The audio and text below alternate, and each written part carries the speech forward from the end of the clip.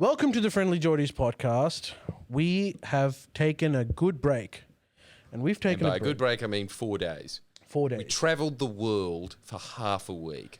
Yep. So we spent half of that time in a plane. On an airplane. Yep, that's right. It was worth it. Getting SARS, COVID 3, 4, 5, and all of them. Because we had gone to our China trip. We're going to talk about that China trip. Actually, most of this pod is probably going to be about China, our reflections of what it's like, why we went there, and all of that stuff. But let's begin with the first thing that came up on the pre-show. We'll deal with that head on. Albo is being perceived as a weak leader. Oh, really? Mm-hmm. God, that is so left of field for the Telegraph to report that. And why are they saying that this time? I don't know the exact reason why they brought it up, but the last thing that I read was that Bibi Netanyahu is in a spat with Albo, calling him cowardly, supporting terrorism, abandoning the Jewish community, and all that comes with it. And it's primarily because Tony Burke, who we love. Why is Tony Burke getting Albo in trouble then? Because Tony Burke refused a visa for a member of the Israeli cabinet who has on occasions said that the children of Gaza are Israel's enemies. Oh, okay. So upholding international law now is weak. Oh, yeah. And there's more. Against one of the most powerful nations on earth. Yeah, and this guy is absolutely insane. Like, this guy who is not like, when it comes to war, this guy is like full-on extermination is the way to go. And so Tony Burke canceled his visa and said that he was supposed to give a talk at a Jewish event in I want to say Sydney, but maybe not Sydney, somewhere else in Australia. And he was supposed to talk about the war and stuff. And Tony Burke and the government said that this will cause divisions within our society. And so we're canceling the visa on those grounds. God, Labor loves cancelling visas, don't they? They really are the party of cancel culture. They're getting there, but like, and the liberal, and so this is actually, well, the reason why it's become really, really big news is because Israel is actually feeling the pressure now. Yeah. And this is almost sanctioning. So at least you're sanctioning some individuals. That's right. And so the hard right that is afraid that they're going to, end up in an international criminal court at some point are telling Netanyahu to basically tell Albanese that he's full of shit and he's on the wrong side. Okay, that's all well and good. I think that they would prefer their visa being cancelled because I'm pretty sure that if any of the cabinet are supposed to set foot in any other country except Israel, aren't they supposed to be immediately arrested for war crimes? I think this guy isn't, but like that's because like no one cared about him. He also can very well be in that category. Yeah. But I think this guy isn't the one who has an international criminal court warrant against him. And yet he's being cancelled. Yeah. For what? For having an opinion? Yeah, but his opinion is pretty genocidal, though. Like, it isn't like he doesn't leave any room for, maneuverability. He is very on the nose about his plans of extermination. Okay. Including innocent ones. Right. No distinction there. All right. So what I'm hearing is you're pro-cancel culture. Yeah, that's what I'm saying. You heard it first. Well, okay, so do you want to hear the Liberal Party's point of view? Oh, always. I'm going to guess that they completely agree with Tony Burke on this one. They said, finally, a government that can stand up for... That's what is weak about this. I'm sorry, but sometimes an opposition leader is supposed to hold the government accountable. That does not mean poo-pooing everything they do. Wow. So good on you, Susan. They said that... who's they? Because I keep hearing over and over that Susan Lay secretly supports Palestine, so she just stays quiet about all this. Well, apparently it was her and Albanese. She is the demographic, which is like white women that have more than one property. But wear scarves. Yeah. Yep. They are very, very... So, damn. That's interesting. How do you know that? I think it is... Well, I'm deducing it from the fact that it was her and Anthony Albanese that originally set up Friends of Palestine in Parliament. Those two. Damn. And now look at them. How far they've come.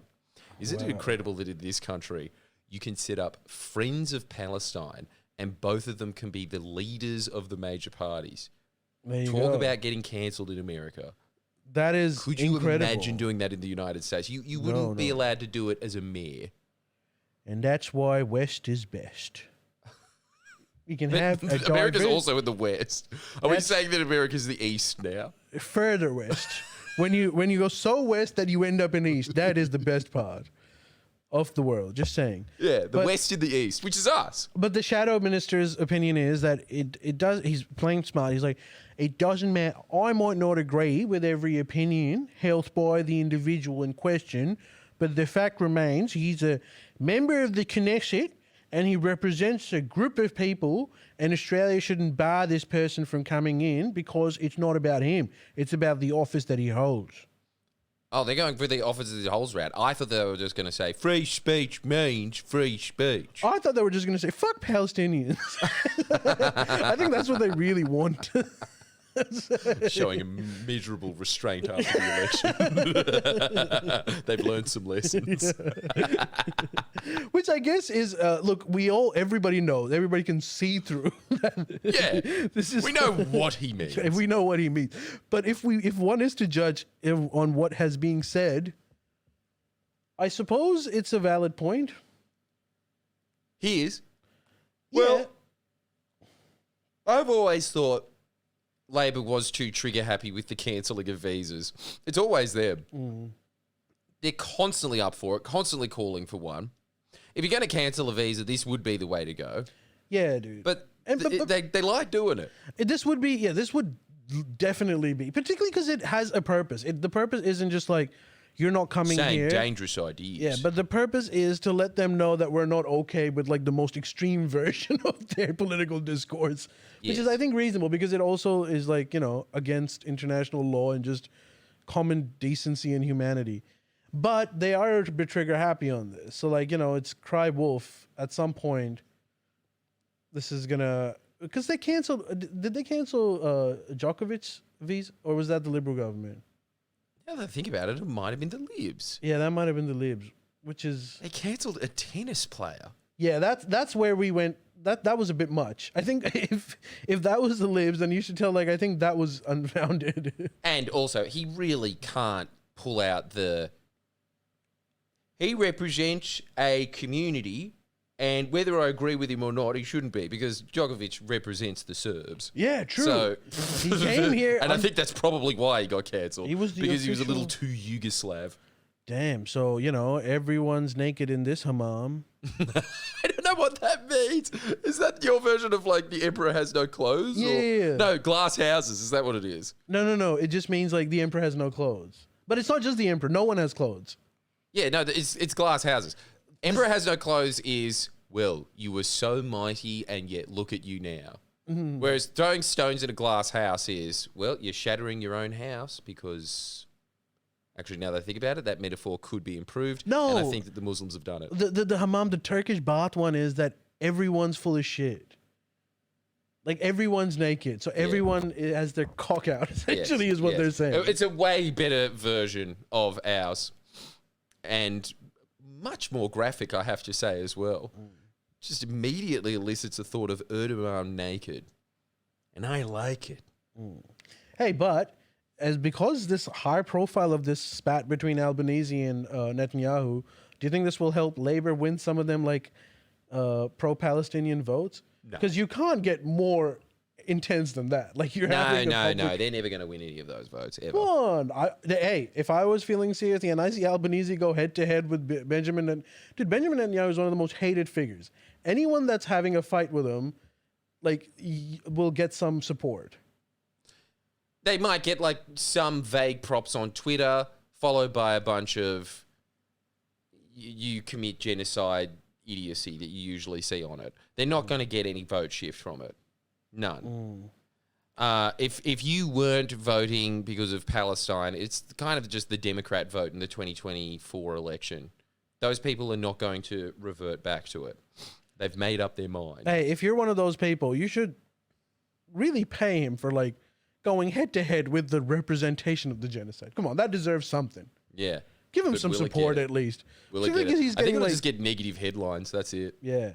And also, the Liberals have said that as soon as they get elected, they're going to reverse the decision to recognize Palestine. Really? Yep. all right.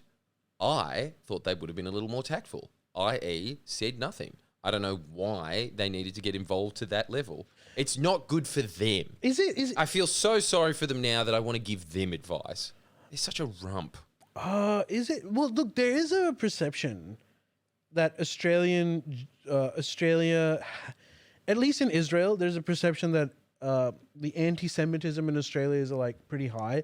That's because we had those couple of fires at synagogues and stuff. Yes. They made global news, and I watch Israeli newspapers.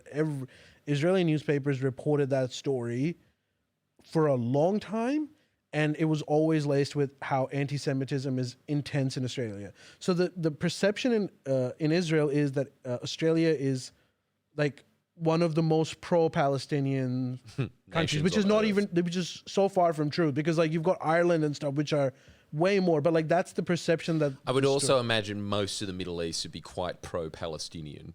Well, yeah, of course, but if amongst the Western countries, that is a perception in Israel. At least from my readings of the newspapers, Australia makes Australia is frequently mentioned, which I think that the case? Yeah, I know, but I think it's a bit of a misunderstanding as well, because it's based on some of those isolated stories. But what they didn't report on was the anti-Semitism task force that was established, particularly after the commissioner, Chris Minn's unwavering support to the point where him losing his own support. For some reason, I don't know why that didn't permeate into the Israeli newspapers. But I think I can understand why. Yeah, so I think their perception is a bit faulty, honestly. Because I remember once when Isaac Butterfield made that joke, he made it to the Israeli Times. Yeah. I don't understand why that is, though. I don't think we're particularly more pro-Palestinian than, let's say, England is right now or Canada is, Yeah, I reckon if you polled us, we'd probably hit around the same. Yeah, marks. I think we'd be same. Maybe I wouldn't be surprised even if we were a bit lower. Me too. But Especially that is not England. the perception in Israel. It's just a Middle Eastern country. What? That is not the perception in Israel. No. But look, they look for anything, don't they, across the planet? They do. To intensify it.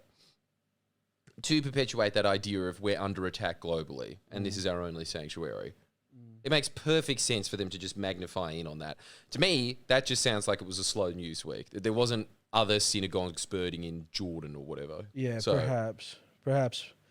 But yeah, it's and the pressure is mounting, dude. You see those videos that are coming out, and some of them are a bit intense, where you could have a discussion of whether it's okay or not, but the the sort of public boycotts of Israelis would go to a restaurant and then the restaurant would say we don't serve Israelis, kind of stuff. Where? So I saw one today, which was I think in Italy. I saw another video the other day where Kuwait Airlines refused Israeli passports. They wanted to get a ticket to go to some destination, and the Kuwait Airlines was the only one, and they were having an argument, and the Kuwaiti airline guy was saying, we don't allow Israelis to travel on our airline, which I think... Okay, I feel worse about that than the synagogues burning. That's brutal. Yeah, and... Going to a restaurant and someone saying, I refuse to serve you... I suppose it's just because I can empathize with it. It's happened to me, and it's just it's so embarrassing. It is. And what do you think about that? That's a really tricky one, because that is almost collective punishment. Well, it is collective punishment. Yeah, it is collective punishment.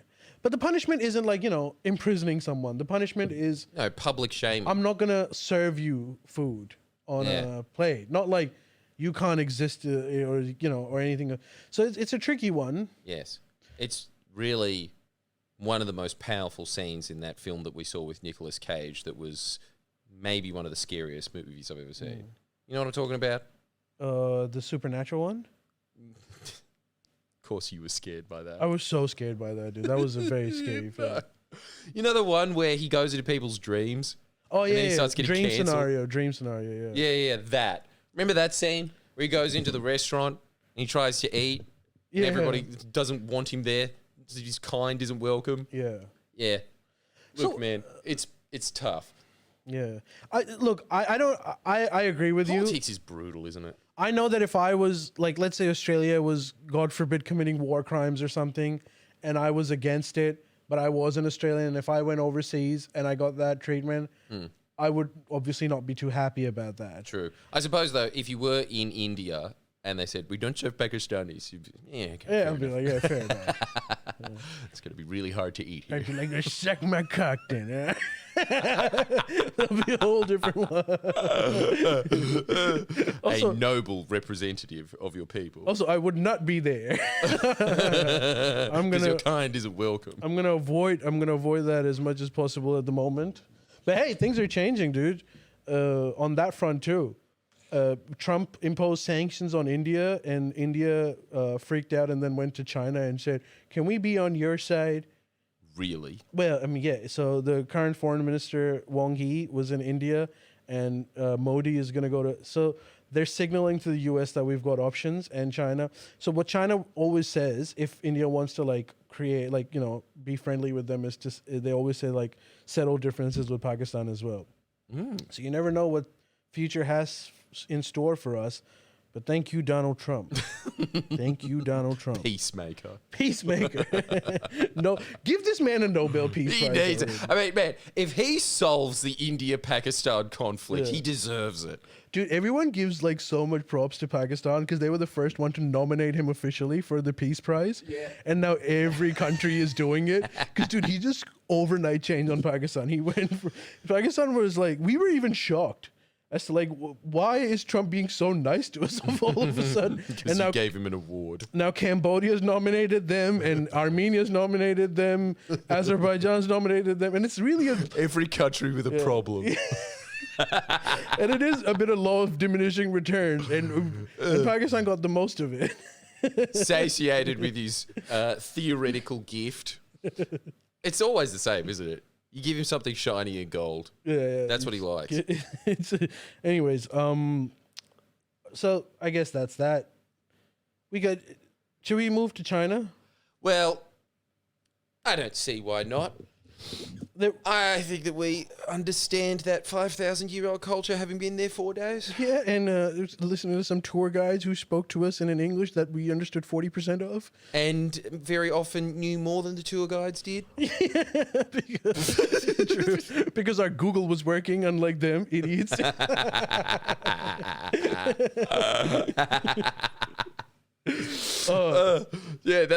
True.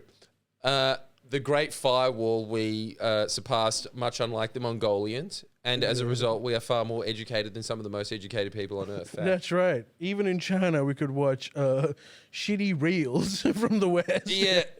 What a time to be alive. Felt so naughty. All right. Do you have any immediate reflections? Yeah. I could go on for ages. Yeah, I know you could. I could really go on for ages. This was a very, very exciting trip for me. You liked it. You liked the feel of it. Some of my preconceived notions were broken a little bit. So I'll start. Okay, when I wanted to go there for the longest time because I wanted to discover the new Rome, essentially, like what this, China is supposed to be, which is the really old Rome. Yeah, which is the really, really old Rome. Which makes me think one day there might be a resurgence of the Roman Empire, and I'm excited. Yeah. Well, maybe, hopefully. I mean, they could... Hopefully. Put those Germans in their place. So, the one thing that was immediately clear to me was that saying that we always talk about, that China is a deeply capitalist country on which socialism was enforced. Well, finish the quote. While Japan is a socialist country in which capitalism was forced on them. Okay, so that is true, but I'm going to leave Japan aside because I'm going to focus on the Chinese thing of it, and that is okay. But you don't have to misquote quotes to do it. No, I'm not. I'm just talking about Look at how pro-Chinese. You thought he was pro before. Far out. You're rewriting history. You're gonna hate my take because this is gonna be so infuriating for you. Because what I actually discovered is that the best thing about China is the government.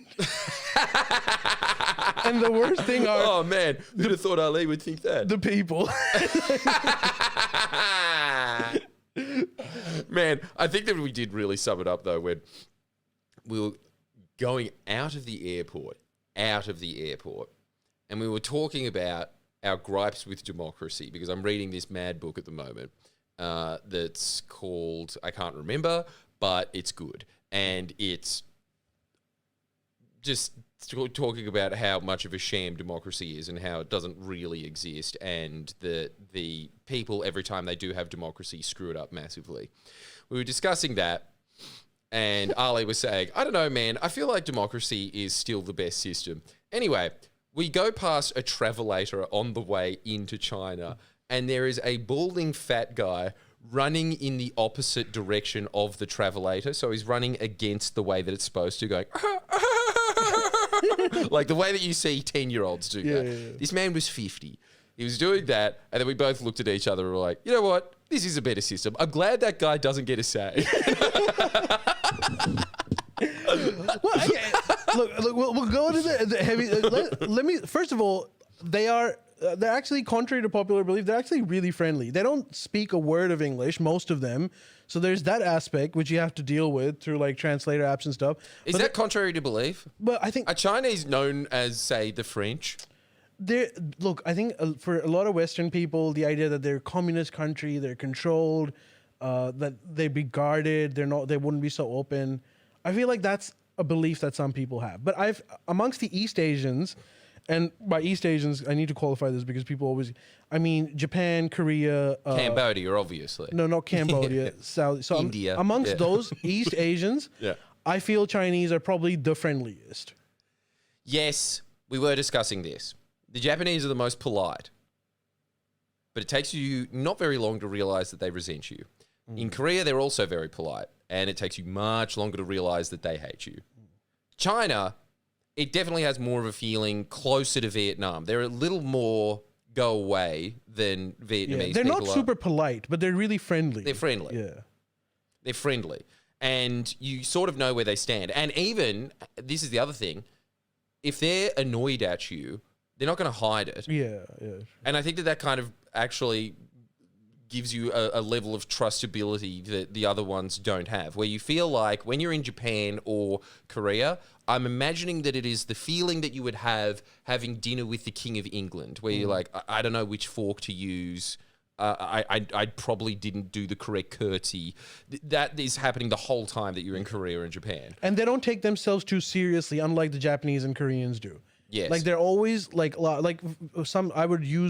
I would try to speak a bit of Mandarin. Obviously, I'm butchering it, and they would like laugh at my face in front of me and say, "Oh, you're like," just imply that, "Oh, you're such a shit cunt," but then would like serve me and be like really helpful and like do their own translation. So they're friendly, but they make it very clear to you that they think you're a bit of a joke. Yes, so, but like we were saying, I think this is because this was a very hazy conversation that I vaguely remember because it was 2 a.m. when we were trying to get onto the plane. And Ali was talking about the fact that in France, they're really rude, especially in Paris. And then it kind of connected in my mind that I probably would be rude as well if I was the #1 tourist destination on Earth. And everyone was coming up to you all the time going, "Oi, do you have them snails?" And can you speak French? No. No, I don't know where the snails are. Like, you would start getting annoyed. And I think that China is still at the phase of, oh my God, we have tourists. What the hell? I think a bit of that is playing into it as well. Yeah, I think I agree with that. I think part of it is that they don't get as many tourists, so they're not that pissed off. So they look genuinely happy to see you.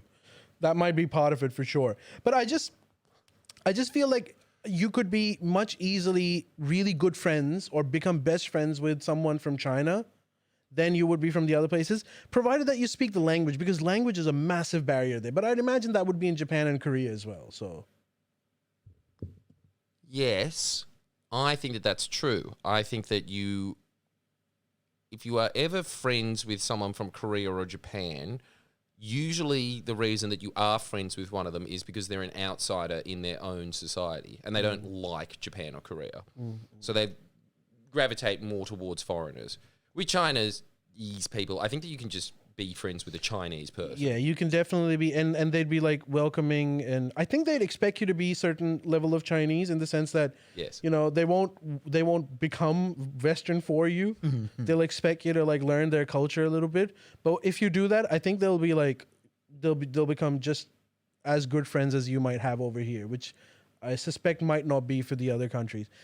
What else was there? Okay, this is one other observation. First of all, you go to a communist country, you imagine that this country is, controlled by the politicians and the government. There would be like pictures of like emblems of communist emblem everywhere. They'd be like pictures of local everywhere. Politicians or dear leader everywhere. None of that. Even in Beijing, it was even in quite Beijing. rare. The only place that you saw a picture of Mao was literally at the Tiananmen Square near the government ministry, which was the symbol of the government itself. Nowhere else. You didn't see pictures. The only place that was particularly patriotic, you're right, was the understandable place, which is their version of Parliament House. Exactly. There was a few flags there. That's okay. And a picture of Mao, and just Mao, not like Xi or other politicians or I local wouldn't be surprised politicians. if Xi never does any press conferences. I reckon it'll be so rare for him. I think, as we were saying before, I think that the Chinese government tries to stay out of people's lives as much as possible and make you forget that they're even there. And you can really see that. And that's contrary to what at least I thought was the case. They want you to feel that there is no government, essentially. Yeah. And it's more so than in Australia. More so than Australia. You would see some cops. Also, cops aren't everywhere. It's not like, you go there and like you look in one street, there's cops over there. Cops exist, but they're just scattered like you would in any Western country. And those cops, no one seems to be afraid of them. No. Like people go up to them, they'll ask them for directions. They're just doing their own thing. Also, they're not overly policing, so you would see... And also, they were jokey with them, which I always thought was a very good sign. Yeah. Well, we didn't interact with any cops per se. Except for obviously at the airport, and they were like normal, not particularly rude. Well, they were just customs, and again, their customs were not as scary as our customs. In fact, Jordan, and rightfully so. Jordan, like for example, you're supposed to give them your boarding pass once you've gotten on. Jordan, you threw away yours, and that was like a requirement. So he asked Jordan a boarding pass, and Jordan was like, "I don't have it," and so I thought this might be an issue. He might be like, this is a process, but he was like, "All right, fine, whatever." Yeah, like he was just a bit like idiot. Yeah, he was fair. He was a bit like idiot, and also like in a laughy way. It was like, all right, here we go, like whatever. But like, so no one was trying to make any issues per se. Like they were actually happy that you're there and trying to make it seamless for you. The other thing that you notice is that when you talk to, and we didn't talk to a lot of people obviously, but we talked to the guides or the touristy. None of them were afraid to say something wrong. They seem like they would be, like we talked to them about, and at no point were we scared, like, oh, this guy. Totally. And also, you know what else you would imagine? If you are going on tours in one of these oppressive dictatorships, you would imagine that if they were talking about the previous regimes, they would be talking about what an awful, oppressive regime it was, and thank God that we were liberated from them. There was none of that. Nothing. There was none of that. The only thing... They were just, like, quite proud of Imperial China. They were... actually, that's another aspect. They're proud. They're incredibly proud of the civilizational China, which is, again... You might assume that all their emphasis would be on communism or control, but no, they take pride on their ancient history and even aspects that aren't so socialistic or... And also the nationalist government. And the nationalist government. They hate the Japanese, though. You could tell that. That was very apparent. So, look,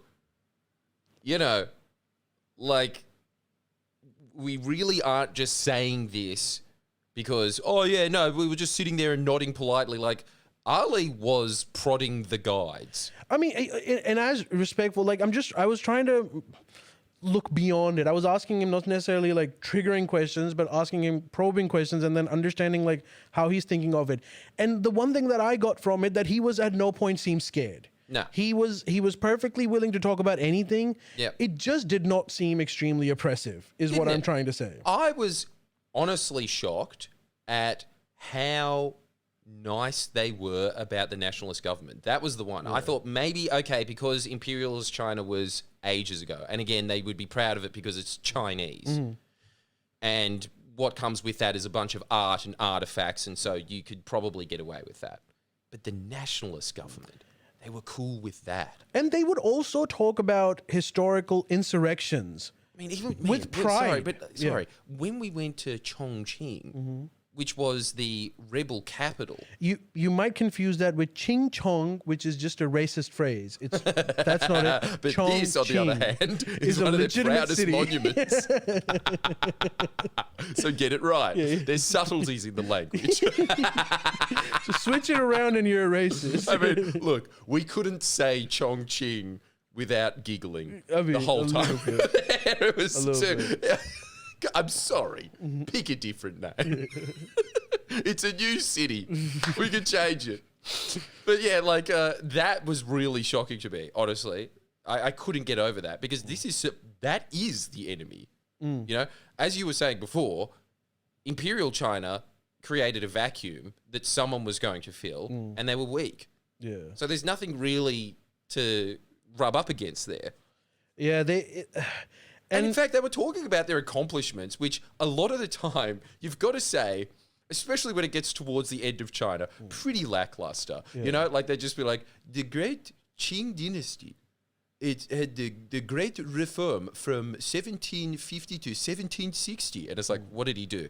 He built the world's biggest umbrella for his mom. Yeah, for his mom. Because it was too sunny when he was looking at the lake, so he built a long patio. Yeah, it's like, did he do anything else? He made it very beautiful. Actually, this is the best way to describe Chinese history. The richer you get, the bigger you keep building that umbrella, and your people love you because you're so boss. You're the emperor, and you keep building it bigger, bigger, bigger, bigger. And at one point, it gets so big that the people are like, "Nah, that's too big. Actually, get off." That's so China. true. And you know, you have grown arrogant. Yeah, and you have grown arrogant. Yeah, that's true. Yeah, that's what happened. And the other thing that I noticed was that in a lot of their like historical stories, it was always about how the emperor would always listen to the people, and that's why he was the emperor. And as soon as the emperor got a bit too egotistical, his own advisors would tell him that the people are like the ocean, and we will, tilt you off. And the emperor was like, "That's a good point. I'm not going to do that." So there's insurrection and like the government knowing that the people have power to overthrow you is a reality that the whole Chinese society has accepted. The people know that they've got that power. And it seems like, at least, and the government obviously, it would seem like knows. It feels like the government's very aware of that. The government is very aware of that. You can tell that these aren't some like helpless subjects. No. At least these people perceive to have some level of power in their collective identity, and their history, their historical anecdotes are about that. Like how if it gets too much, we get rid of them. In fact, now that I think about it, and I don't think that this was a deliberate tactic, I think that this is just their mentality. Remember that story when we went to the zoo to look at the pandas, which we couldn't because there was too many Chinese children in front of us. Yeah. And it was actually getting to the point where it was like, no, I paid money for this. Get the hell out of the way. Pushing these 10-year-olds out of the way. Let me see. Yeah. And it was just a panda sleeping. But it was still cool. And I remember the tour guide taking great pride. This was one of the only times that they really mentioned the government, was them saying that they wanted to move this zoo out to the hills, but then the children couldn't see the panda. And as a result of that, they got pissed off and they told the government, we don't want it moved, and they caused a ruckus. And so the Chinese government was like, all right, we'll leave it there. Despite the fact they were really emphasizing this. This is prime property in Beijing. Yeah, so you've got to so the conundrum was that the zoo was close to Beijing, right? And the idea was that the pollution caused by, because a few years ago Beijing was just it's a lot better now. By the way, another thing, you don't feel that this is a heavily polluted city by any means. Oh, man. What? Did you hear this? What? I was looking at the air pollution in Beijing. 10 years ago, there would be 13 days of the year that would be known as clear days. You know how many there are now? How many? 300. Yeah. In 10 years. And the amount of pollutants in the air has reduced 80%. And that was something else that you really need to note. Beijing was so bad that it was the equivalent of smoking 60 cigarettes a day at one point. Now it was Australia's slightly cleaner. Yeah, yeah. Well, look, the quality of air in Australia, I think, would be still superior. Far superior. Sorry, that's slightly understatement. yeah. But the point is, when I was in Korea, I had more trouble breathing, and the air was fouler. So you would not even notice it. Is what we're trying to say. Like you would go there and you would not even know, and which was different because that's certainly the case. When I go to Pakistan or like you hear stories of India, and smog is a huge thing. They've managed to control it, which goes back to their competence to some extent. But yeah, so the zoo story was that because Beijing was so polluted, the advice was that move the zoo a bit further from the city because it'll be better for the animals, which is a reasonable position to have. But the people, these subjects that are brutally controlled said like absolutely not. Said the government like we don't want to go that far to visit the zoo. Like we take our children to the zoo and we want it to be over here. And the government couldn't do it. They kept the zoo over there. They had to literally clean the air instead. So it tells you that they have some level of agency. And also the fact that they were being critical of the government in the sense that the tour guide was saying, they said that it was about the animals, but we think it was that they wanted to develop the property because I can't remember how many hectares it's on, but it's on hundreds of hectares. Yeah, and like really good prime in prime land. Yeah. So they were saying this is about property development. No. Yeah. So and again, I know from going to Turkmenistan, the tour guide does not say that in Turkmenistan. So those are like, but the other aspects that I notice, and these are some of the good stuff, but like I do sense some fault lines in the Chinese society. I went there thinking that this is a group of people that are really, on the verge of becoming the next superpower, and society together has come up to this conclusion. There's a unity of will, and they all look at the bigger picture. But that is not what I got from the people. The people are highly capitalist, and all they care about is money. They like business. They like money and money only, and they're cutthroat about that. And as you so aptly identified, you can see that in their fervor for superstition. And all of their superstition is things like, this is a dragon, and you will notice that this dragon does not have a butthole. That is because it is sucking in all the prosperity and not letting out anything. And so if you want to be rich, you put a dragon in your living room. And apparently businessmen keep that dragon because they don't want to shit. That tells you like it's a greedy nation. It's a greedy nation, and it's willing to like cut other people for it. And I think their ideal world is actually libertarian. The ideal world is, because even when you talk about them, all their examples of their greatest kings were the ones that taxed less or none at all. Yeah. Any king that taxed more was a shit king. Anything king that taxed less was a great king. Yes. Their ideal world is actually libertarianism. They are not inclined to communism or socialism at all. No. Yeah. They like Ayn Rand. They're extremely hardworking. And much like Ayn Rand as well, don't seem to make the connection that taxes is probably what built the Great Wall of China, seeing as you had to employ 1/10 of the population to do it. Yeah. And they are all about what they call harmony, which is, I suppose, equilibrium in society or peace in society. And even that harmony, the idea of they love peace. They are obsessed with peace. Their history, the greatest ones are ones that pursued peace. They've got a really famous painting which symbolizes peace. The story of the warrior who went and found this which I still don't understand. It's a long story. I'm not going to get into it, but the point of that. It was a good story until the punchline. Yeah, the punchline was a bit weak, but the idea was like peace is great. They love peace. They're not about war. Which you go to some societies and they take pride in war. These guys, they take pride in the peace aspect of it. Yeah. But the peace is. But also, when you listen to their history, you realize there's probably a reason for that. Yeah, because there's been a lot of war. There has been a lot of war, and I think the undertone of that is war is bad for business. Yeah, I think that's actually the So they love peace because they can make money in peacetime. And in war, wars are expensive. Wars are expensive.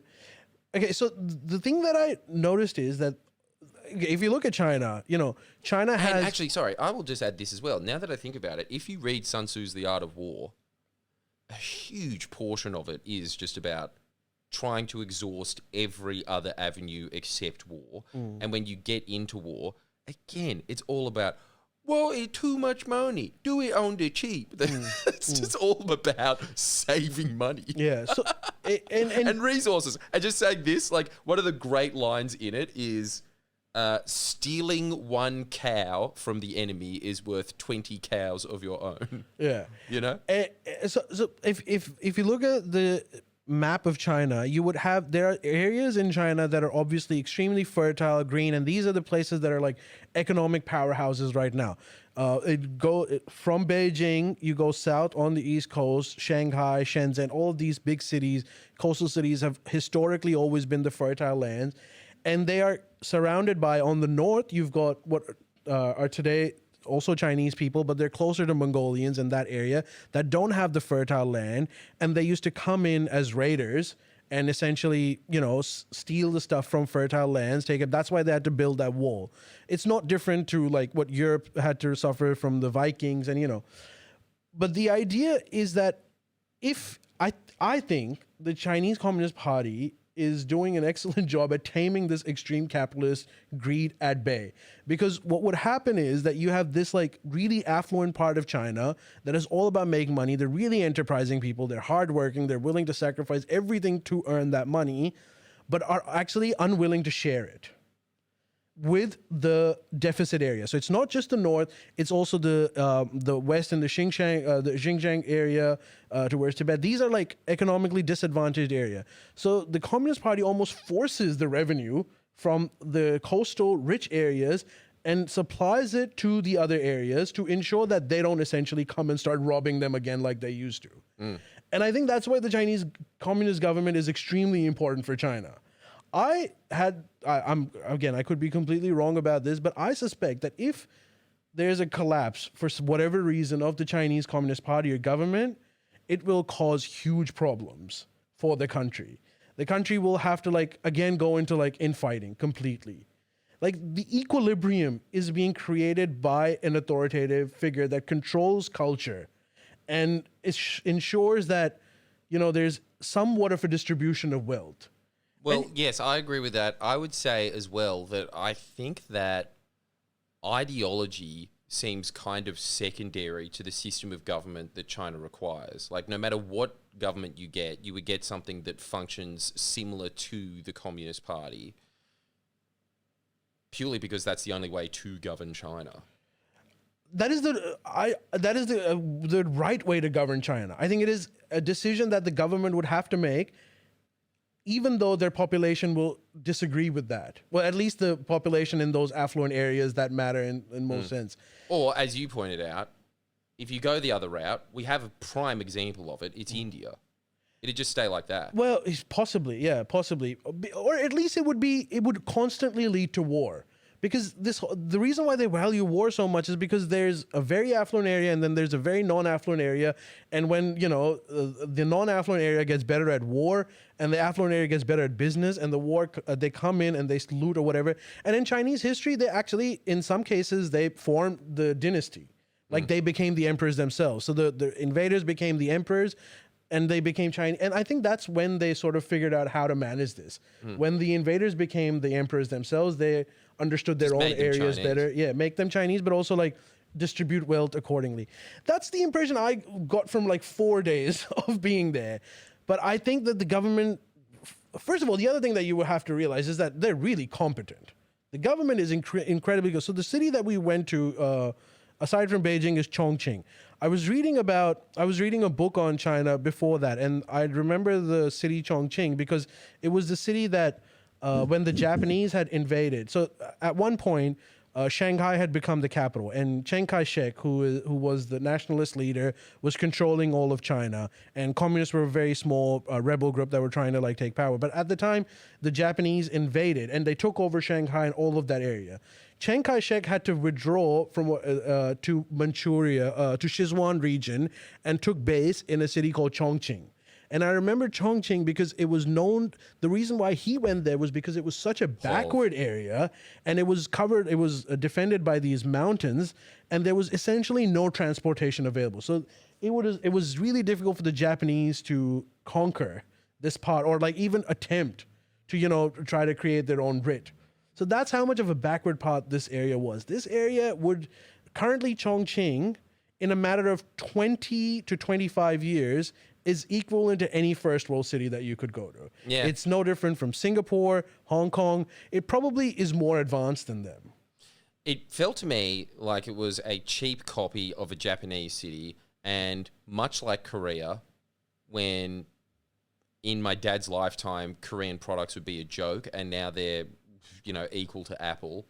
It felt like the same thing was happening to those Chinese cities, where it was like, look, they're copying the same aspects as first world Asian nations. Give them 10 years, it'll surpass it. It felt like it was on that trajectory. You could feel the electricity in the air that it was on the up.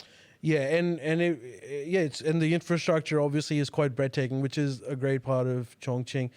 But you can tell that, this kind of rapid development, you need to have a competent government to be able to achieve that. Yeah, and when you 20 look at the years. people, you don't get a lot of faith that these people are solely responsible for such. This is a very top-down approach. Not the drunkards yelling at their wives, being like, I'll be home later, and then hanging up and then spitting on the ground. It's probably not because of that. And when you go to Chongqing, this highly advanced country, and you see the people, you realize that these people not too long ago were like peasants. Newcastle. Yeah, Newcastle peasants. Like, their demeanor, everything about is very rural, but they somehow live in this extreme Urban metropolis city. So they've been able to achieve quite a few things, and have been able to guide their population towards, the right path.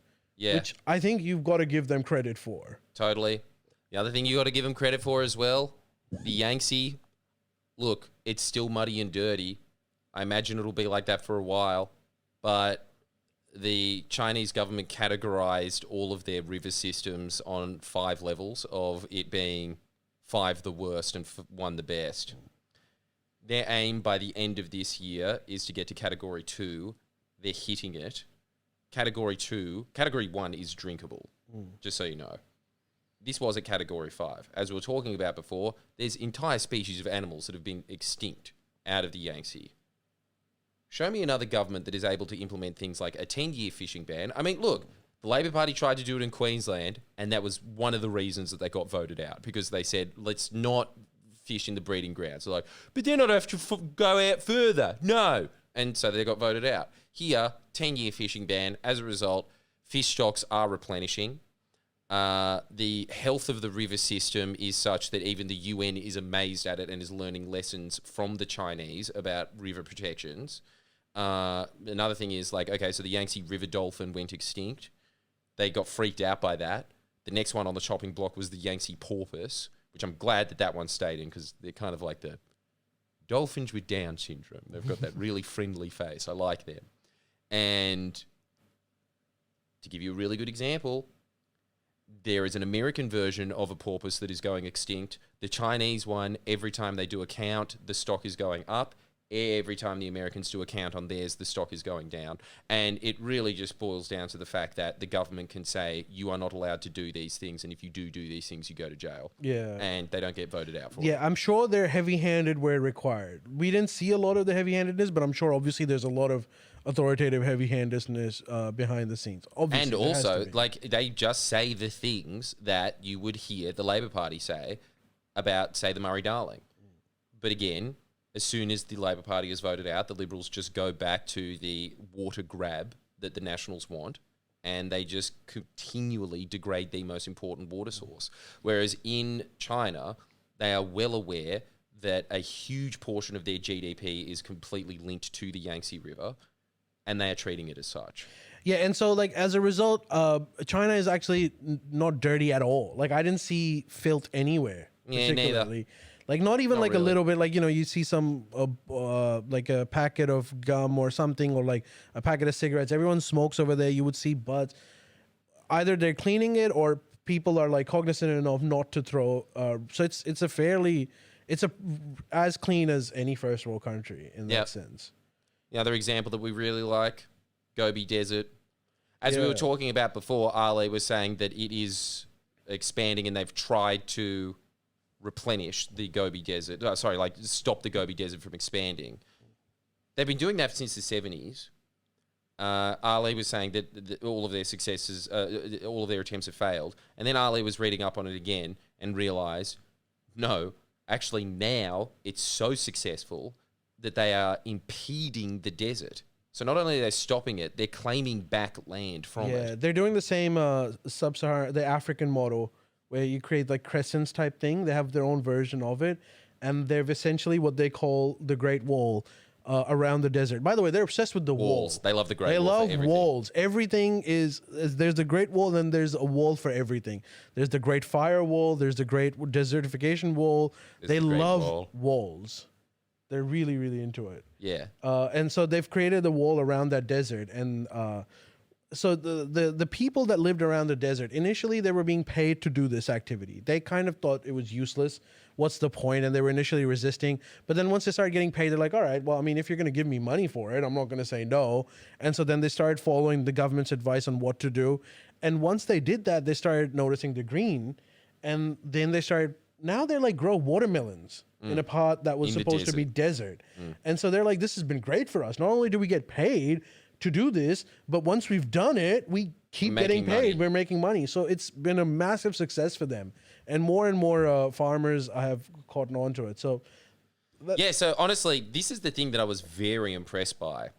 Where the West has, at best, had patchy results with improving the environment, China's getting full marks, man. They are improving their environment in leaps and bounds, and especially in the last decade. And the thing is, a lot of the time people are always saying, oh, they're so bad for the environment, which is a very unfair characterization of it because we just, a big way that we improved our environments was just exporting all of our factories to China. Yeah, whereas So they're they had to deal transitioning. with that as well as figure out ecology and biodiversity so that they could make these accomplishments. So yeah, as Ali was saying, in the 70s, none of this was successful. But that was because it was a brand new idea. No one even thought, oh, let's try and like impede a desert.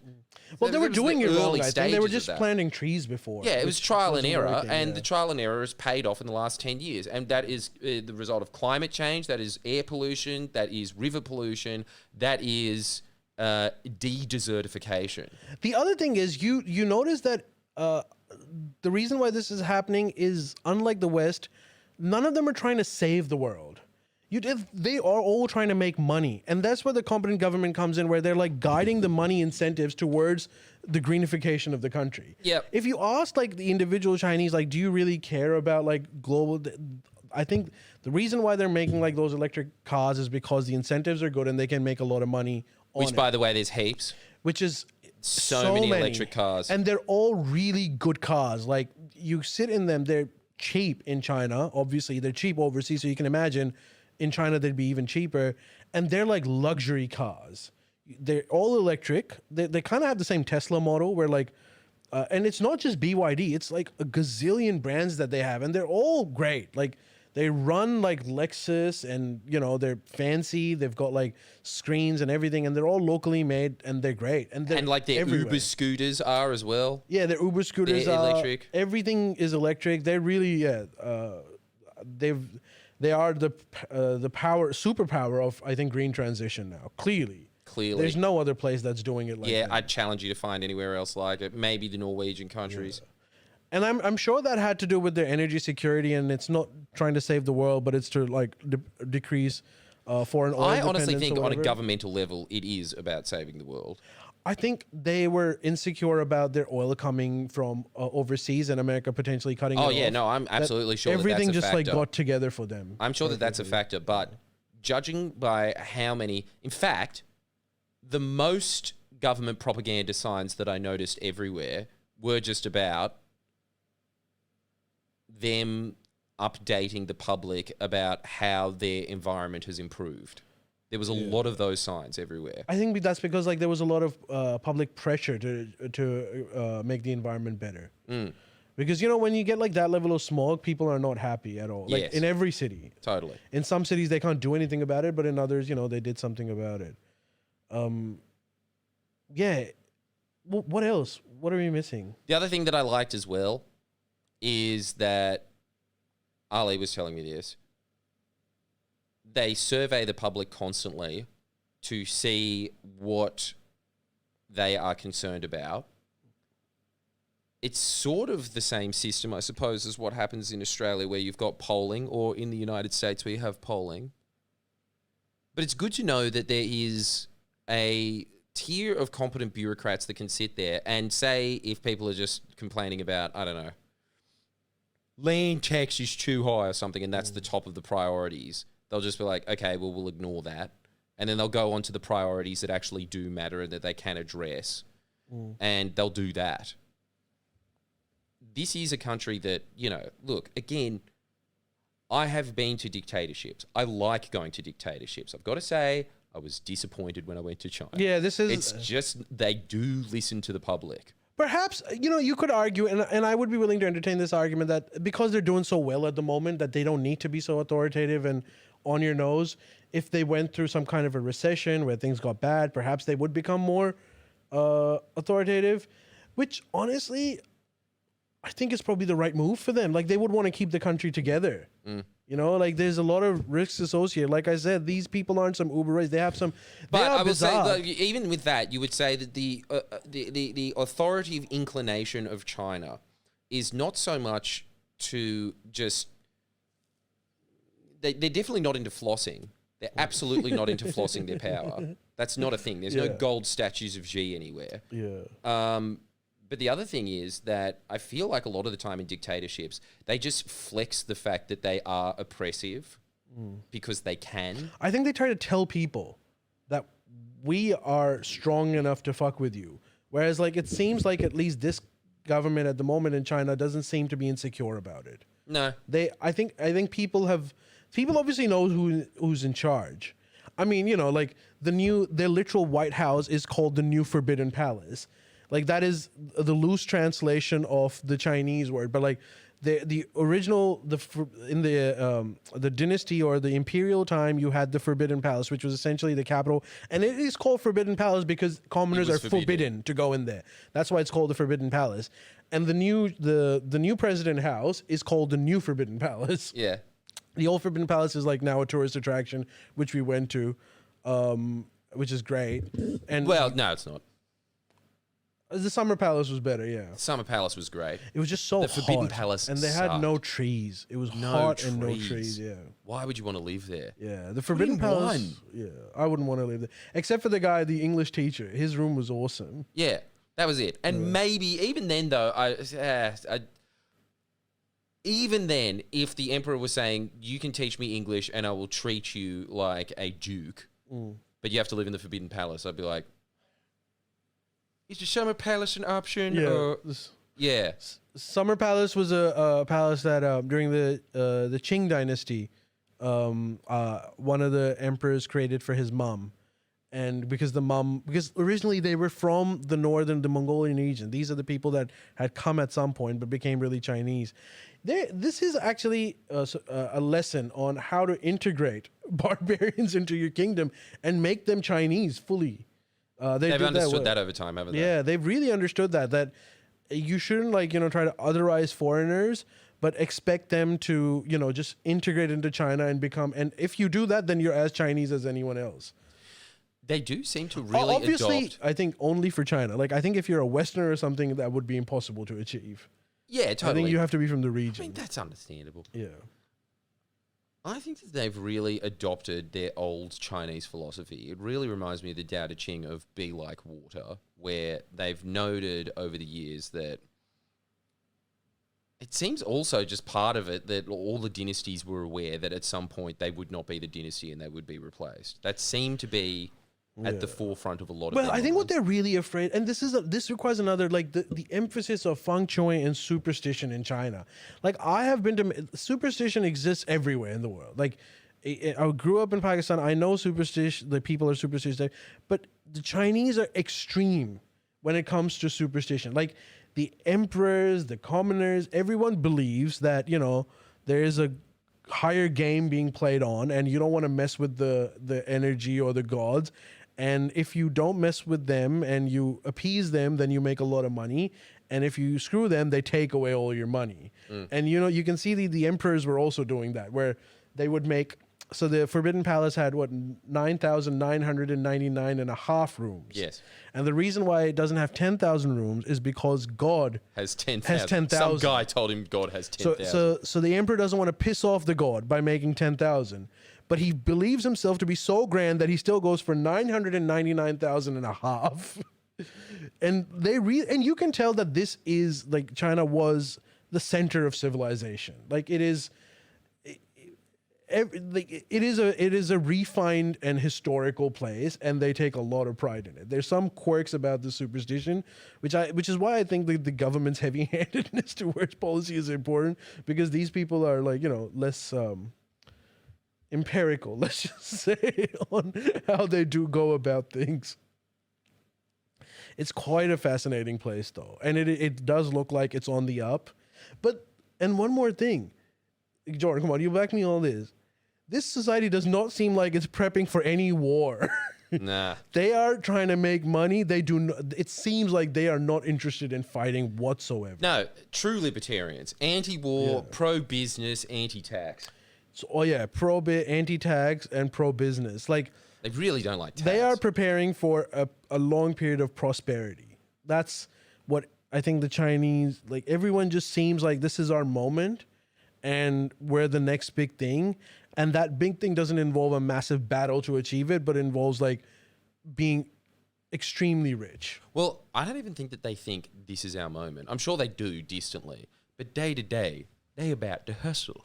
Yeah, they're about the hustle, and they're super hardworking. You can tell that they are, and also you can tell that as spoiled Westerners, I would much prefer to live there because you can live in a 5-star hotel for the amount of rent that I pay for my apartment here. That's true. It's 24-hour service. The amount of this is crazy. So if you live in Sydney and you live in a 2-bedroom apartment, the cost of that 2-bedroom apartment per week in rent is equivalent to a 5-star hotel room, which is massive. By the way, it's not Huge. A small room. It almost feels like a studio apartment. And a big studio apartment. Apartment. You know what? I'm going to go further. It's a 1-bedroom apartment. It's a 1-bedroom apartment with all the frills you can imagine. Like the bidet is the greatest fucking invention. The toilet is the best toilet seat you'll sit on. Everything is controlled electronically. And you also get like a great breakfast every morning. Yeah, as part of the price. Yeah, and if you live permanently in that 5-star hotel, it would be the same as paying an apartment. 6 gyms, 6 saunas. Yeah. Everything. 6 gyms, sauna, steam rooms, like you can imagine the ultimate luxury at this hotel. They've got it all. And then how much were they saying was rent again? In a really nice area, they said average $1,000 a month. $1,000 a month. There you go. So to live like a king in China, in a population that is the size of Australia, quarter of the price of Sydney. Yeah. And also a meal included in on that. And all your electricity paid. Yeah. So, obviously cost and we spoke to this uni girl who was showing us around, and they don't seem to be stressed about home ownership. She kept saying how houses are really cheap over here, and like that was not a concern of theirs, home ownership as such. I'm sure, in regional areas where they're not earning as much, it might be a thing. But in those areas, I'm imagining maybe even in Shanghai. Yeah, maybe even in Shanghai. But you have to remember, there's probably like 30 Shanghais in China. Yeah, that's right. There's a lot of big cities. Yeah, just because you don't live in the prime city, there's a bunch of other cities that are just as world class, just as massive, just as much business, not just as much, but like a lot of business opportunity there. You could live there. So home ownership was not a struggle that kept coming on and on. A lot of jobs was something that they would mention, that there's not that many jobs compared to the people. And you can imagine like so many people coming out of the education system and, I'm sure there'd be, it's at the end of the day, it's 1.5 billion people, So I heard that no. Gen Z does tough. have a problem with employment. Yeah, that's something that did come up, but home ownership was not. That was a concern. something that I was looking at when we were walking around, and I was thinking, man, it is a miracle that anyone's employed. How do you employ 1 billion people? Yeah, that's a struggle. And the other thing that you notice is, you hear about like the one-child policy and the aging population. There was so many kids in that country, dude. So many. And they all did this. Yeah, they're cute. It was so cute. All these little Asian babies, all dressed up like little princesses or bumblebees or something, would come up to you and they would just go, hello. And then you say hello. And then every time they put on a British accent, they try to say it very British and do some kind of like British movements with their hand and be like, nice to meet you. Yeah. And then start giggling and run away. And you can tell that that's the only thing in English they know. And so they obviously can't have a conversation with you after that, but they love saying that and then running away. And sometimes you can see their mom and dad like pushing them towards us. And also like Jordan and I were, so this is the other thing. China doesn't have a lot of tourists, even in Beijing. You notice that. Like, sorry. There's a gazillion tourists. Every place you have to wait like an hour and a half to get in, but they're all domestic tourists. All of them. All of them are like coming. Their tourism industry is a mammoth, but it's mostly domestic. Maybe 10%, 5% overseas. I wouldn't even say 5. Yeah, I'd yeah. say 1. So they don't have a lot of overseas. So rare that we saw one. And then every time that we did see Westerners, you could tell they were POV whites. Yeah. You know, as Ali would say, it's former Yugoslavia, Russians, it's Bulgaria, it's that kind of stuff. Slovakians, stuff like that. But yeah, so these kids would like stare at us, and we asked the guide, and they would say something which we later on found out meant foreigner.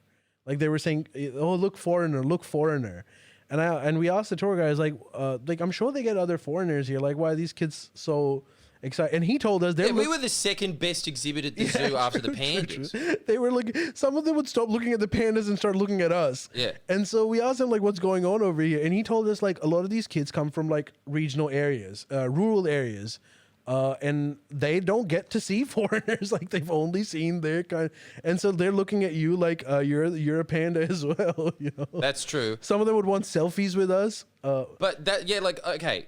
Honestly, it was definitely times 10 anytime you went to a tourist destination. Yeah. But man, even walking down the street or going to a random restaurant, all the kids were extremely curious. Yeah, all the there was kids a lot would of stare them at you. peering over the little cubicle side and then seeing us, and then we'd look at them and they're like, and then just like go down. Some of again. them would just keep staring and not stop looking. Yeah, they kind of just stop in their tracks. And go, They just would keep, but they were so fascinated by, I guess, non-Chinese people. Non-Chinese people, it's still a massive rarity, I think. It would probably be completely different if you went to Shanghai, but we were experiencing that even in Beijing. Yeah, but That again, says a lot. we were told by people that are tourists, domestic tourists, not from Beijing, that were doing that. But that also tells you, by the way, country I bumpkins. honestly think that it's not just them. I still think that, because, man, we were there, and we were in the tourist, classy, lush as you can get hotels, because it's pretty much the price of a roadside hotel here. The kids were still staring. Yeah, the kids were, but like always, in a friendly way. Like at no point did we feel like, oh, they're looking at, like they're giving us a stink eye or anything. No. The kids are curious, and the adults are like cognizant enough not to do it, even though they probably want to do it as well. But they don't stare at you as well. Yeah. But you can tell because the kids are staring so much that it is a real curio that we're there. Yeah. Also, it's seen no scams per se. Was there any scam? No, there were scams. What scam? And they still had that third world thing of, okay, we go to Great Wall, but before that, we have a special bonus tour to Jade Factory, where you can learn how jade is made. Yeah. And then you go in there, and then they try and upsell you some little terracotta jade soldier that for I don't consider $1,000 US. I don't consider that scam. A scam is something That's where a they scam. This is like, okay, I'm gonna get a commission out of it if you buy it, but you can choose not to buy it. We never bought it, and no one like hassled us or anything. A scam is like, you've now entered this place, you have to buy this, and like they'll start threatening you. Like you go to Thailand, you go to other places, they do like shit like that. Well, they're Man, like, that's not a scam. That's a crime, man. that's a crime. Okay, so I suppose there's no crime in China.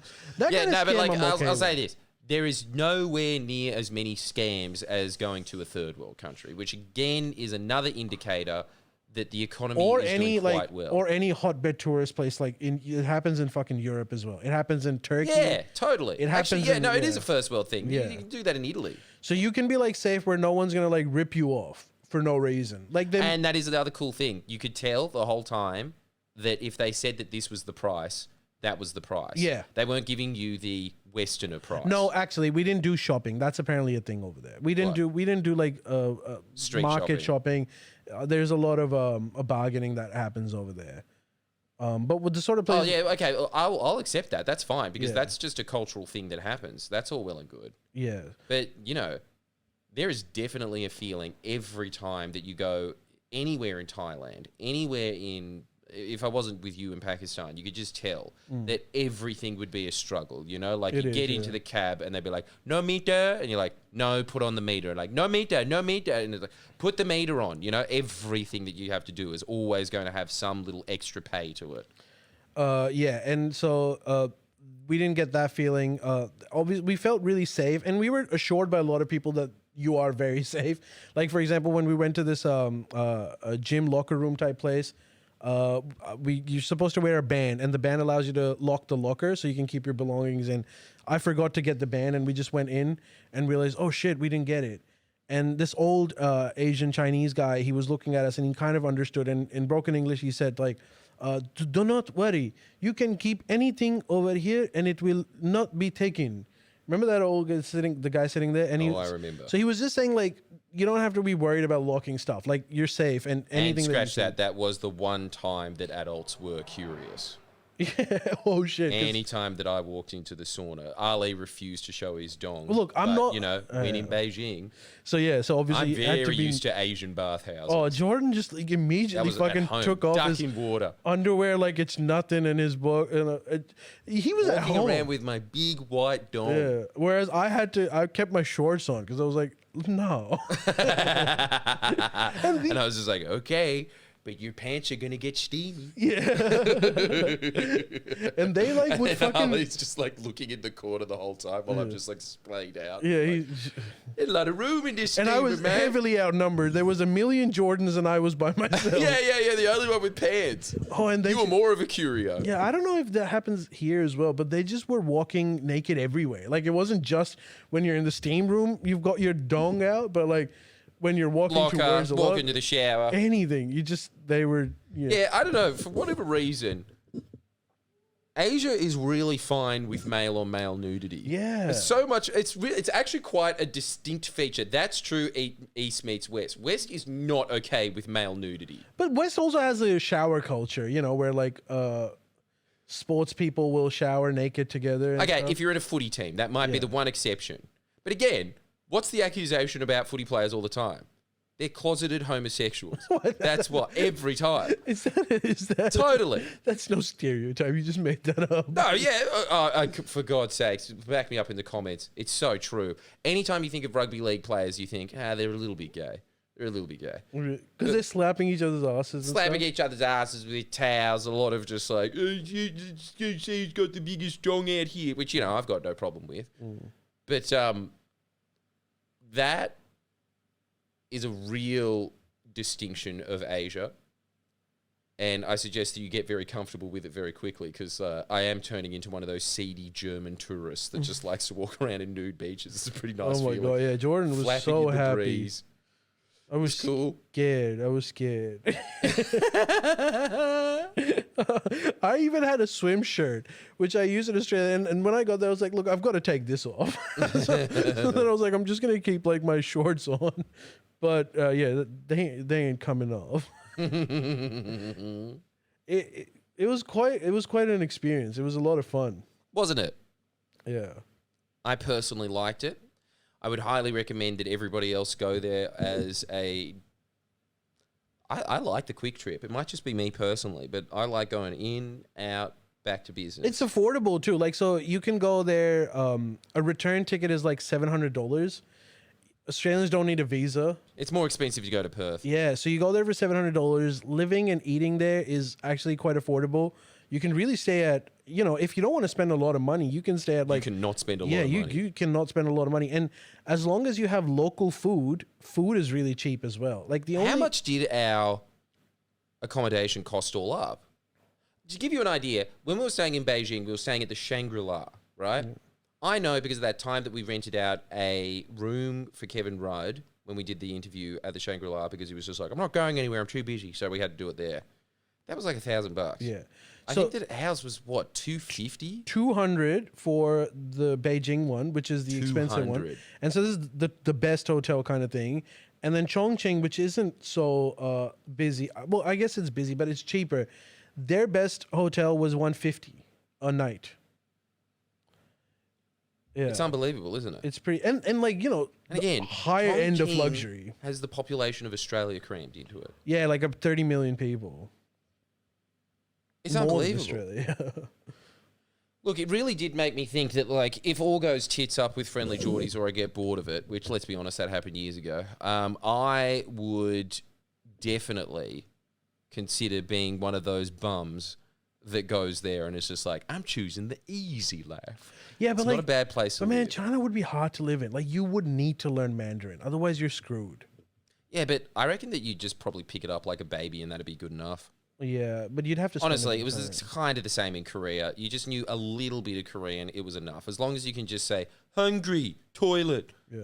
Just speak like a 2-year-old. Yeah, and like so obviously China has a lot of people, hence like a lot of wealth and stuff. But like for a Westerner, you don't want to compete with them for Chinese stuff. So if you think like you're gonna go get into manufacturing over there, they'll eat you up. I think the best option for Westerners if they want to live there, and it's a really, really good option, is that you Start a band. No, start a band or like start something that gives the Western premium experience to rich Chinese people. They'd love like, that. Yeah, and there's not a lot of competition there. No.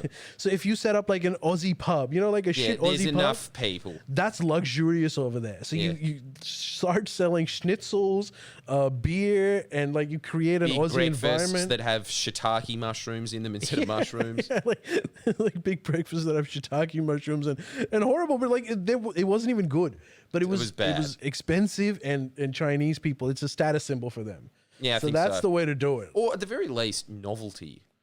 Yeah, and because That's there's something so many else. people that even if one person does that novelty once, you'll be set for 10 years. Totally. There's a Totally. lot of people there, and they're making money. Yeah. Too. So there's definitely some option. I think it would be ideal. I realize this. I would be ideal for someone to marry a Chinese woman or marry a Chinese husband, and then start a business over there. So you can get the local understanding of it. But sky's the limit. You could potentially make a lot of money in China just for being Aussie. I think that's it. Yeah. That's your marketable skill. Yeah, but don't try to get into their businesses. Like I'm gonna make the best USB pot. cords or something. Yeah. It's like, dude, they will fuck you up, eat you alive. Do what you're good at, which is like being you. being you, and they'll love it. Yeah. They'll love it. They'll lap it up. It's so good. The Western system prevails yet again. What are people saying? Yeah, I was the shank. Best Australia can do is $650 for a week a shit box. What? What are you talking? Oh, yeah. They're just totally, talking about yes. that sort of stuff. But look, to be fair to Australia, it's 30 million people spread across an area the size of China. We have to import everything. It's expensive. To live a first world life in Australia is obviously going to cost a lot of money. There's just not the market for it. Yeah, it's to import everything. I don't know if it would be. I think China does import some stuff, and particularly Yeah, but I'm ones sure that they're importing it on bulk. well, you would need to because the consumer base is so large. But that's what I'm saying. As a Yeah. result of that purchasing power, Yeah. everything would be cheaper. Everything would be cheaper, and I'm sure you can find a lot of alternatives on shore as well. But language is going to always be a thing for you. You're going to have to learn Yeah, but Mandarin. honestly, there is a real feeling, especially when you go to Japan, and we were saying this, there is a feeling of, come on, you scum, go away. We don't want you here. And as both Ali and I were saying, totally understand. We are scum. You are better than us. We get it. Okay? I'm just here for a couple of days. I just want to see a couple of Buddhist temples and then I'm out, all right? I'm sorry to disturb you, forgiveness, please. But and kind of the same thing with South Korea as well. I feel like in China, you would be welcome there your whole time. They would have absolutely no issue with you being there. In fact, they like you being there. That'll probably change in 10, 20 years. Yeah, it might change. And I think part of that, I think we need to take this But I also just think they just aren't as proud as the Koreans and Japanese are. They're just not as proud. Well, I think they are. They're proud of their civilizational history, but they're not wearing it on their sleeve. No, but Australians are proud of being Australian, but we're not Japanese proud. Yeah. They don't seem those kind of proud. They seem like they have a humble attitude towards things. They don't take themselves or kind seriously. of just like a more open attitude. This is the other thing as well. Like, I feel like in Japan and Korea, it doesn't matter how well you assimilate there, you're just never going to be accepted, ever. You're always going to be on the outside. There's always going to be a bunch of social conventions that you are never going to understand. And the longer that you're there, you'll realize that I don't understand these social conventions, and it'll make you feel more like an outsider. That was my experience of living in South Korea for a year. Maybe it changes after 30. I don't think it does.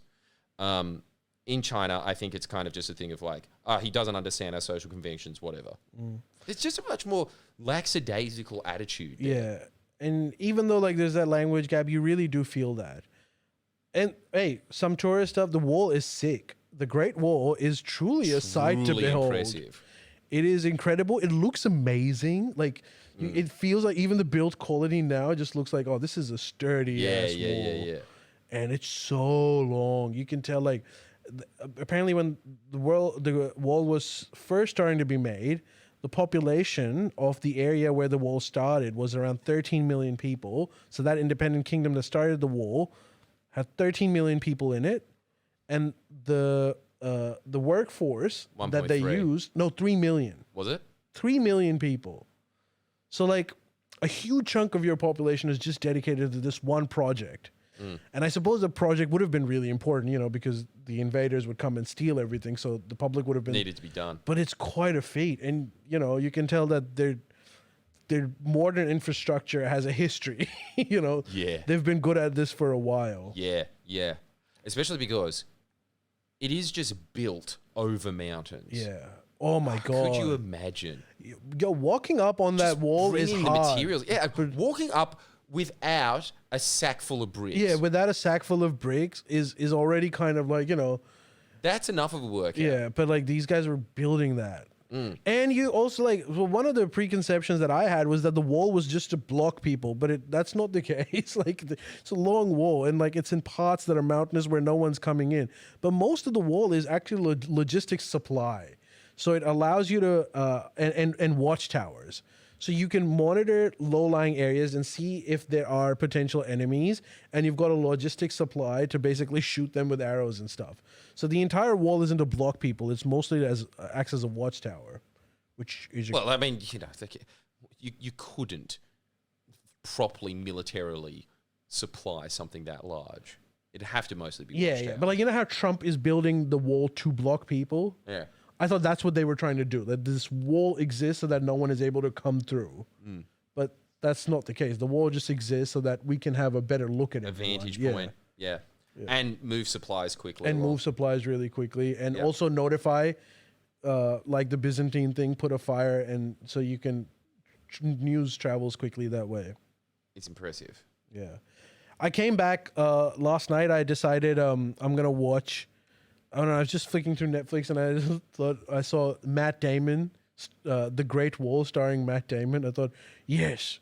How apt. Good way to decompress China.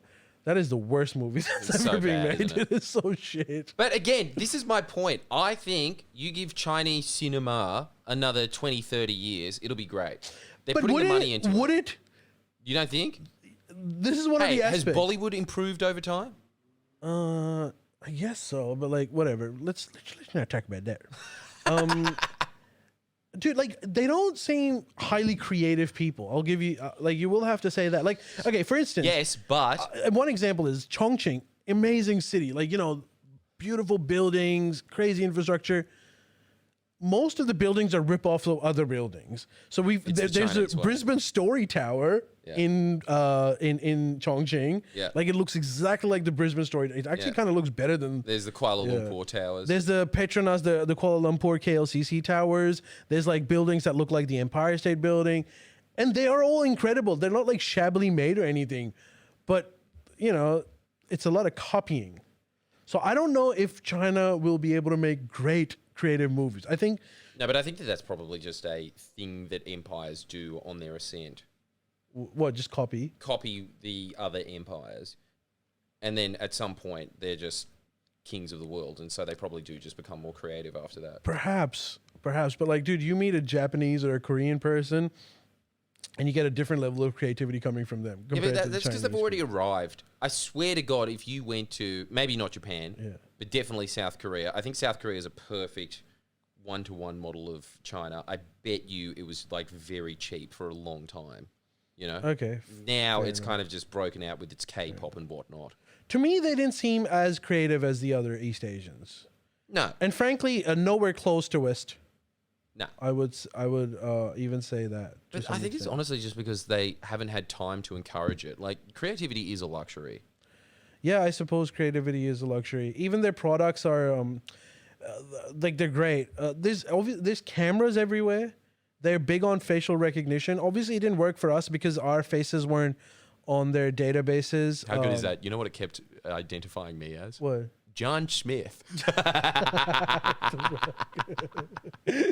So I don't even know what it identified me. It just wouldn't work on me. Wouldn't So apparently you can, like, if you go, we saw these vending machines, and like if you can choose a face pay option. So Yeah. the machine scans your face, and I guess your face is linked to your bank account and all that stuff. That wasn't working for us. So they thought that you were wearing a bank robber mask. No, they just said like pay up. Use the barcode scan thing to pay up. The face isn't working on your ass. But There is something about that, but it's probably our tech, but it did seem a little bit glitchy still. It did seem a little bit glitchy. That's true, but I think But a little bit glitchy. a little bit glitchy. But I think maybe it is a bit glitchy, or maybe it's because we're using these VPN servers on our phones. Yes, perhaps. And like, you know, we're not integrating the Chinese system. That perhaps it wasn't seamless. It seems like the others were taking a lot less time to pay than we were. Yeah. So maybe it was that. But yeah, there's even the cars. The cars are beautiful, but like they look like Teslas Yeah, in it's many all cases. cheap, yeah. It's It's all knockoffs. I mean, it is China. Yeah, so the products don't have the Western finesse. No. West is really good at that, the finesse of it, the aesthetics, and the seamlessness of it. So they've got some, but I'm sure they'll get there. Yeah, that's what I think too. I think they'll have to use our help, though. I think they probably are using Western engineers to come to China and help them make some of those products. Probably. But they're good at like doing the nitty gritties of it. I think there's no one better than them at that. Absolutely. Yeah, so we have some advantages still left amongst us. Go us. Yeah, go us. But, you know, that's pretty much it. Yeah, but that's we pretty can much make it. cool Yeah. murals. Yeah, and I think that's what they want us for too. That's it. Yeah. Nothing else. Wow. Okay. Is that all?